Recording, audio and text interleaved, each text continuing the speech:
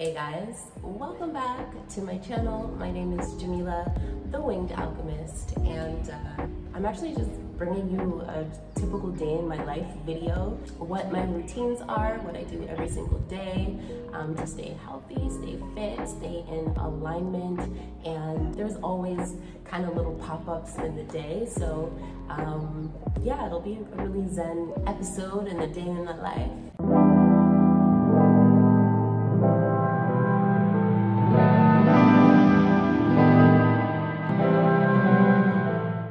One thing's for sure is every single morning when I wake up, as you can see, I still have like my sleep eyes on. I come out in the front, of course, I water my plants, and I just sit here for a moment and just look out into, I guess, the lands. I just look out because you guys know I wear glasses. My eyes are not the best. They haven't been the best since I was in like middle school, and I am a firm believer that I can improve my nervous system because yes, your eyes are not separate from the brain. They are actually nerve receptors or whatever, so they're collecting information and they give it back to the brain. And so I'm obviously not collecting 20/20 vision in this outer reality that we experience every single day, and I really strongly believe that I can improve it. So I try not to wear my glasses when I really don't need to. So like when I'm doing my thing in my home, like I don't really wear my glasses. Sometimes when I go out and about, especially like in the daytime, I don't wear my glasses. At night I do, but unless I feel like I need to wear them so I can like really see everything because I need to make sure that I'm safe and whatnot, then I'll wear them. But otherwise, I try not to wear them too much. And when I come out here and I look out into the distance and out at the view and just take in the greenery and, you know, just focus my eyes on something that's far away and then focus my eyes on something that's closer. This is like, you know, it's like muscle exercises, you know what I mean? So I do this every morning, or I try to, at least 80% of the time I do it. And the same goes for what we're gonna get into next. I make sure I just do 20 minutes of workout and I get into my breath work, yoga routine, and then I guess you could say basically start my day. So we are in my living room, and I'm definitely about to get into my daily workout. I feel like a short amount of time of workout every single day goes a long way. A long way. I used to do like 2-3 times a week and be working out for a whole hour, and it was just a lot on my, like it would stress me, like, oh, I gotta do this whole hour workout. I find that when I make it part of my daily routine, it's less stressful, it's a short amount of time. And what I like to do for my workout is I like to just put on a YouTube video, to be very honest. Right now, my go-to is Growwithjo. When I just throw something on and I just zoom out, like I zone out or zone into the workout and I just do what is being asked of me, I just get through it really quick. And then I can like cool down into the stuff that I like to get into, which is of course the yoga, the chanting, and higher self stuff. So yeah, let's just get into it.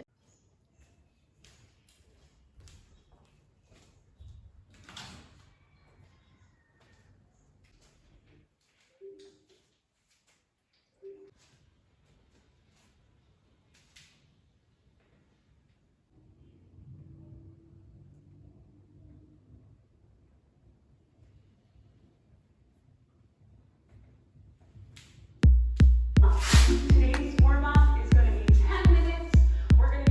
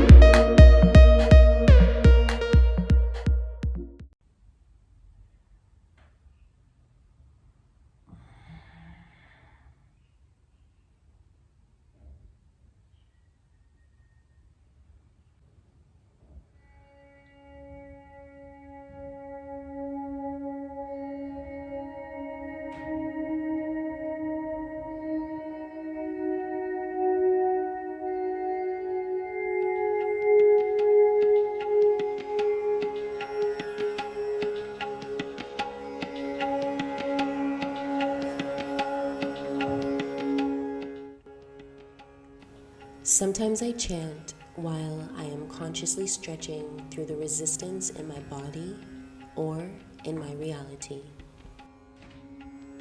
Govinda Jaya Jaya. Govinda quite literally means supreme being, and Jaya is victory over everything that is holding us back from being filled with the divine state of supreme consciousness.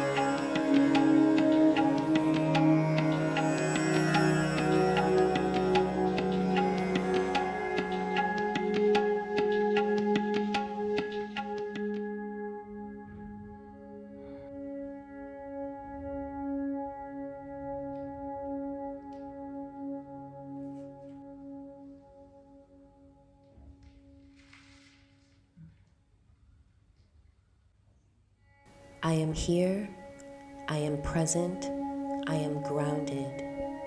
In this moment, I have everything I need.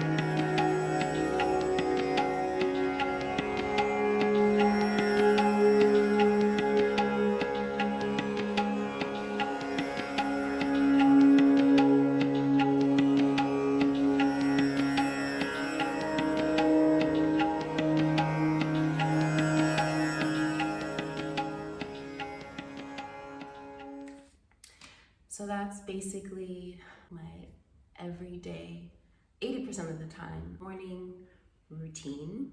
You may even be able to tell like my energy shift from the beginning of the video until now.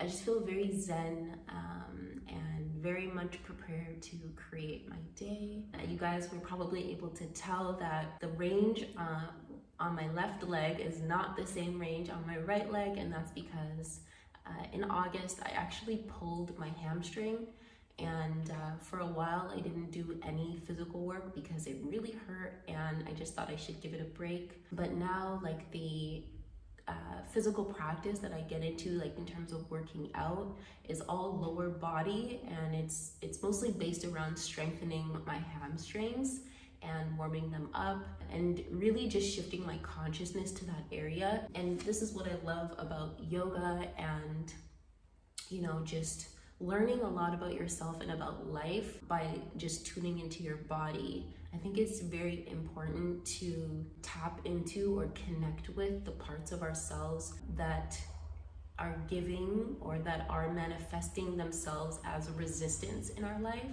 My left hamstring is giving me a lot of resistance, and so every single day, like even if I don't happen to work out on that day, I will do my conscious stretching, just opening up the hips and consciously stretching my hamstrings. And it's not a forceful stretch. I mean, as you guys saw, it's very, very intentional.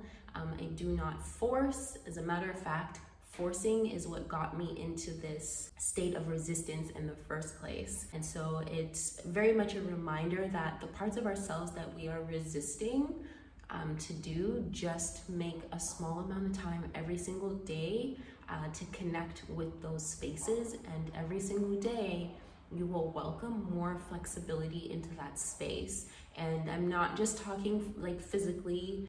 It can be, you know, a skill that you're looking to adapt, and, you know, the thought of having to learning it is just like daunting for you. Set aside 20 minutes a day to tap into that thing, and you would be surprised how far you'll get, as opposed to being in your mind and thinking how daunting it is, and not getting anywhere actually. Same goes for, you know, maybe aspects of yourself that you noticed are being triggered in certain areas of your life or in certain relationships. Just spend a very small amount of time shifting your consciousness to those areas, you know, being willing to assess as opposed to judge yourself, because judgment really just brings on more self-suffering. And when you are open to assessing yourself, so example again, like, you know, me taking my time and stretching out my left hamstring where there's that resistance, or taking my time to think about the fact that, you know, in my last video, it's not always about me, or it's not always about you. Just taking time to assess these spaces, shifting your consciousness, again, brings in more flexibility. You are bringing in more conscious light into that space, and bringing it up out of the shadows. And you can learn a lot if you're willing to assess yourself, as opposed to judge yourself. You get me?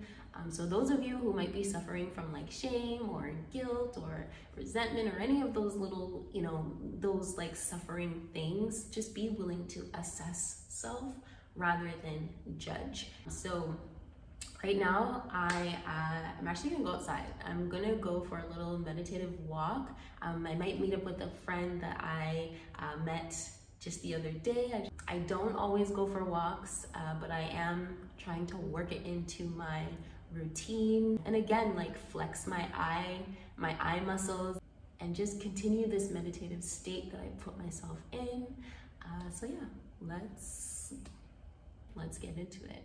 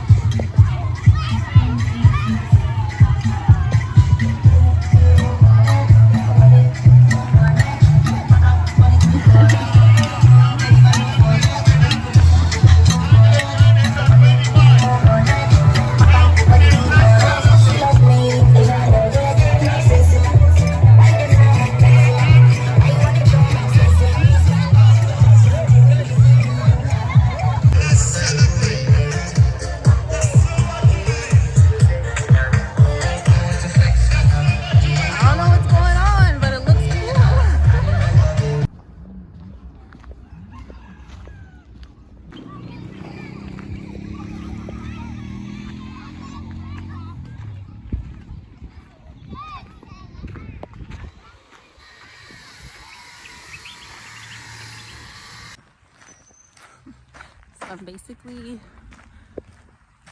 on my way back now, but it's lovely. Like, I like walking and saying good morning to everybody, or they will say good morning to you. It's just a much higher vibe, like living over here. And if you guys follow me on Instagram, I posted a reel, and someone commented talking about how they would never move to a third world country with like a gross face, and it kind of triggered me.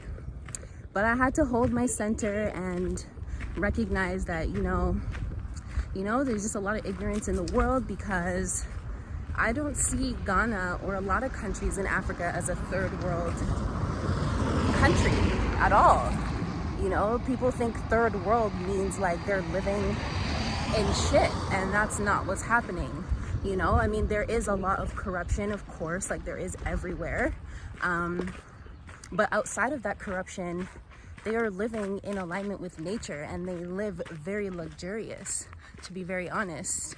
And, you know, they're very much a community people. I don't think, actually, no, I tend to attract a lot of support wherever I go, but here just everyone is so high vibrational, and you know, I love that. I think that's very healing for the soul, especially for us who have grown up through slavery and just on the west side of the world, where we don't get to really see that. I mean, they had us wearing masks almost like a muzzle for the longest time, right? So yeah, I mean, that's just how I see it. I think it's very beautiful. I love to see my little goat friends. And yeah, I'm not gonna lie, like, it's kind of weird because they're looking at me vlog myself, and it's not usual for people to see people taking videos of themselves, and then it's not usual for people to see people taking videos of goats and chickens, because it's a very normal thing here. So as an introvert, it does make me a little anxious, but we move through it and we'll get used to it, right?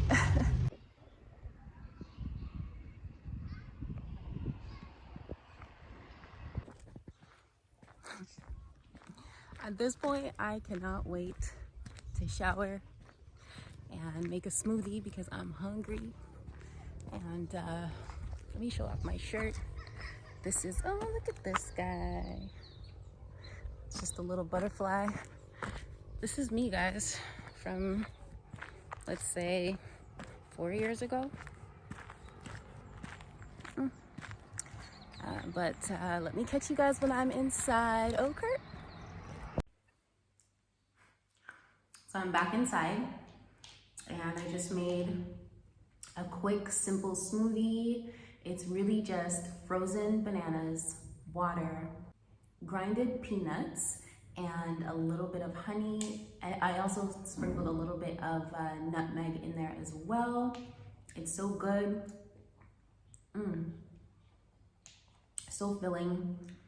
Oh, I feel like perfect after a workout.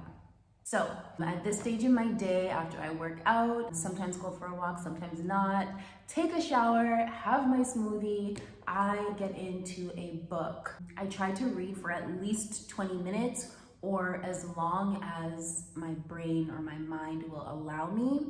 I usually get tired towards the end of reading, and that's just because working out and just going through like my routine definitely makes me want to take a nap. But I think that it's very important to read before a nap. And the reason why I say this is because once you go to sleep and you like relax your mind, you relax your body, whatever you've just read is able to really permeate through your being.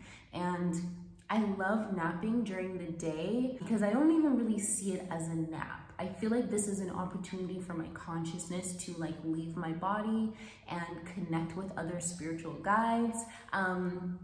Out there, like, you can definitely gain information, you can get some inspiration, you know, something might come to you while you've had this nap, and it doesn't have to be for very long. I usually nap for about 30 to 40 minutes, and if I'm feeling really lazy, or depending on what time it is in my cycle, my moon cycle, maybe up to like an hour and a half.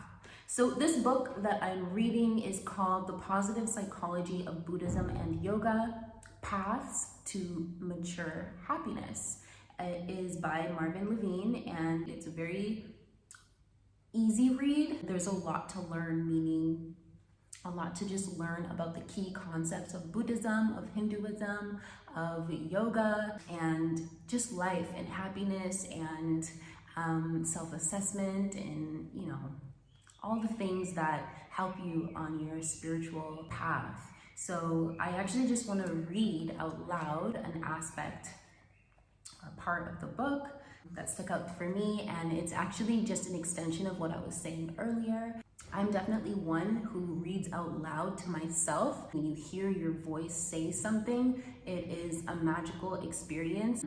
And there's just so much metaphysics behind your voice, right? And this is why when you say your affirmations, you want to say them out loud and not just in your mind, which is also why I like to do my chants out loud. Like, I just really feel my nervous system receiving exactly what I happen to be projecting through my voice. So I am going to read just a small part of the book, which touches on transforming judgment into self-assessment, kind of what I was talking about before. So let's get into it.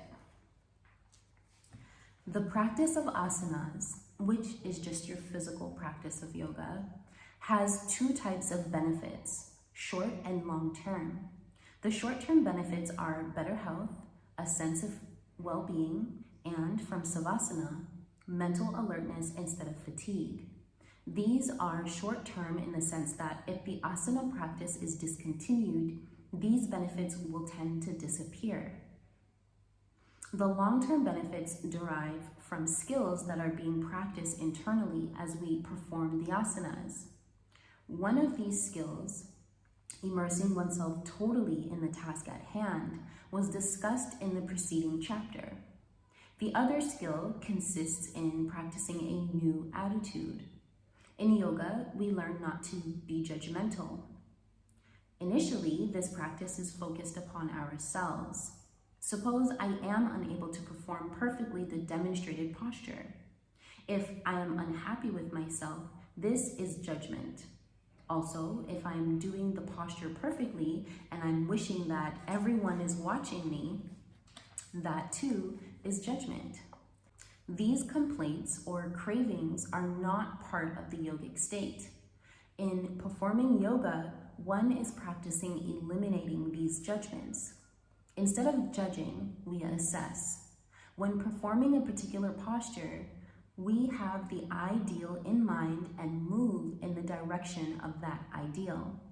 We hold the posture just a bit, 1%, I like to say, beyond the limits of comfort and do not strain. If we are only halfway to the ideal, that's fine. With continued practice, we will find that the limits of comfort move closer to the ideal. The ideal is there for us as a target, so to speak, toward which our attainment comes closer and closer. Thus, by assessment, we mean noting the discrepancy between the attained and the ideal, and using that difference as a signal of what needs to be done. Pejorative judgments are irrelevant. They are only another source of dukkha, which is suffering. This attitude, replacing judgment with assessment, is appropriate to our progress on the path in general. Let us assume we are committed to the task of self-transformation. We have in mind an idealized version of what the goal is like. That is, of how an enlightened person would behave. When we, in our own behavior, find that we are a good distance from the ideal, we do not come down harshly on ourselves. Rather, we take that shortcoming as a signal to study within ourselves what are the obstacles and how we may circumvent them. Consider an example. The enlightened person understands the matrix of forces in which people are caught.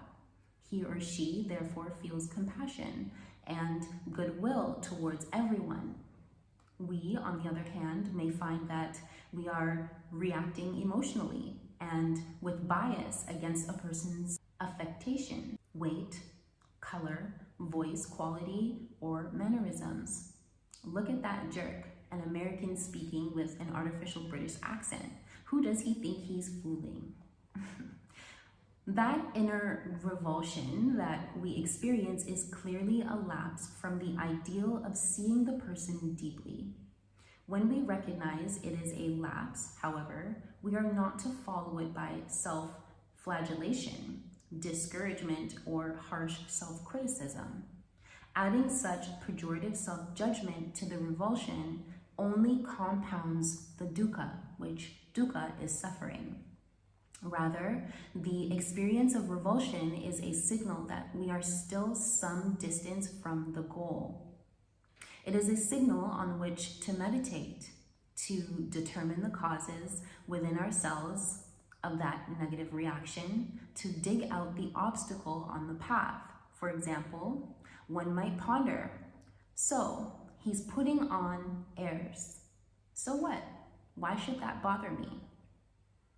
Okay, so I'm gonna stop there. I loved that little piece of the book there because we do a lot of self-judging and we do a lot of external judging towards others.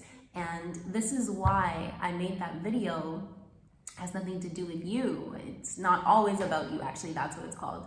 I made that video because we're always just judging outwardly other people and then taking things personal and then turning that judgment inwards, right? And all it does is just create like a whole bunch more suffering. I think that a lot of us need to be reminded that we do have our ideal selves that reside in our minds and in our imagination, and sometimes we fall short of that. You know, we might make a mistake, we may end up judging somebody, we may fall into shame or self-judgment. You know, this is basically what makes you human, right?